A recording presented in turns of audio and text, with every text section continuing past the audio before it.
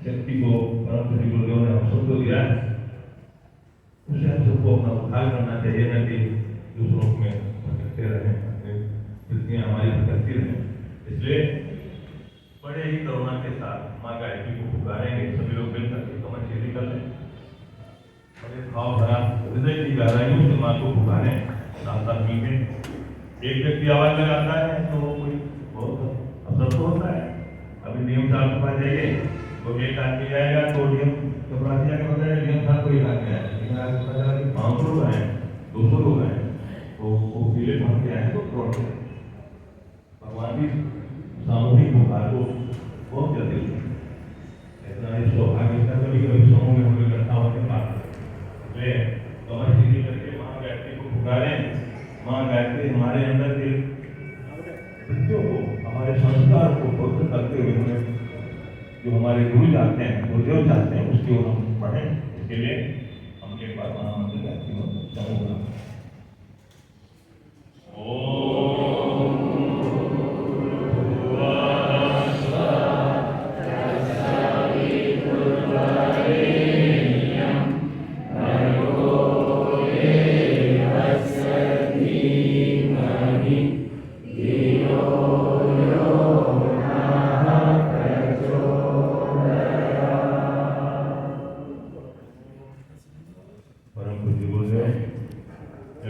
माता जी के शुद्ध संरक्षण में, माँ गायत्री की छाया में आज हमारे मंच पर बैठे हमारे आदरणीय ठाकुर साहब,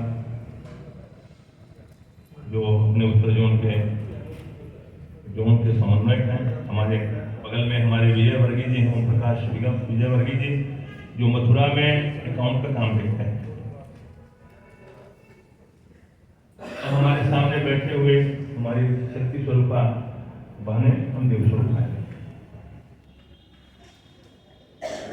बातें तो बहुत ही समझ आता लगता है, हमको नहीं मालूम था कि भाई साहब भी आ रहे हैं।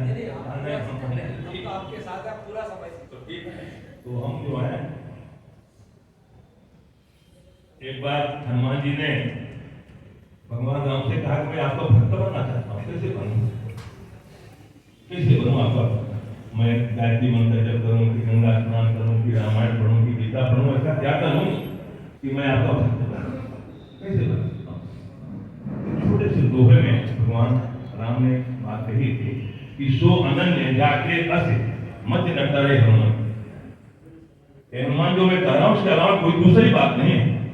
सो अनन्य जाके अस, इस बात के अलावा कोई दूसरी बात नहीं। मत मत मत दिमाग से ना हटे, मत न करे हनुमान, मैं सेवक सचा। ये जो जड़ चेतन दिखाई दे रहा है, इसको आप मेरा रूप मान लो, क्या स्वामी मान लो, क्या भगवान मान लो।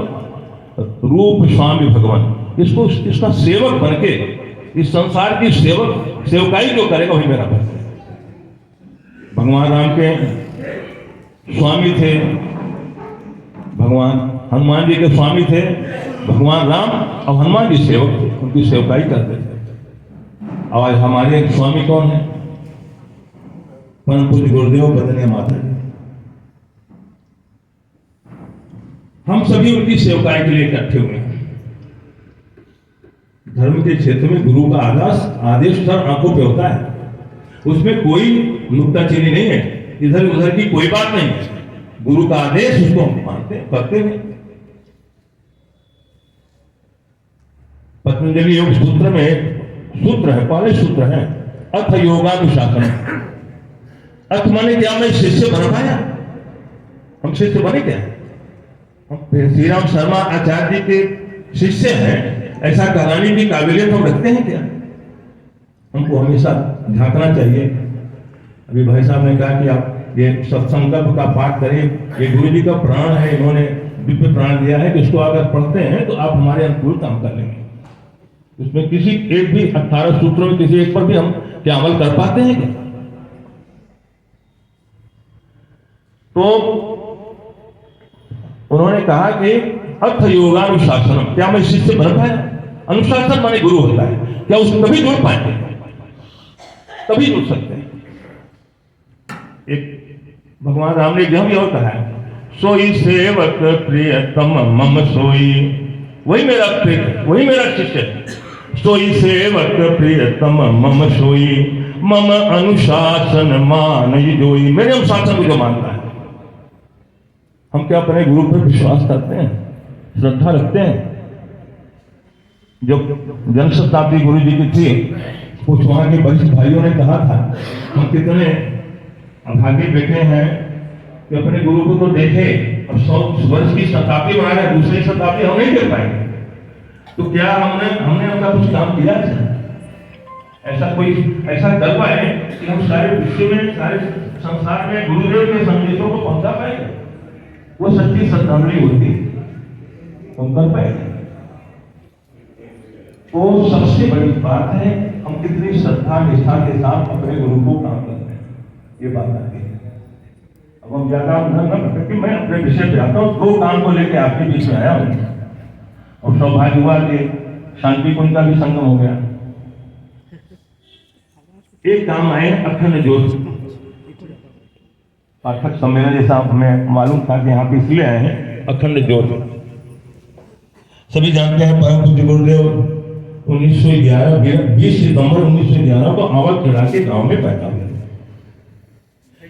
उनके जीवन को 3 भागों में बांटे थे। 30 वर्ष गांव में, 30 वर्ष मथुरा में और 20 वर्ष हरिद्वार में। 30 वर्ष जो गांव में रहे उसमें उन्होंने अपनी पारिवारिक जिम्मेदारियां, सामाजिक जिम्मेदारियां, अपने हो सकता है कि रिश्तेदारियों में भी कोई शादी ब्याह उसमें भी जाते रहे होंगे। देश की आवाज आई, देश की आजादी की आवाज आई तो उसके लिए भी दौड़ पड़े और अपने 4 बार जेल में भी गए।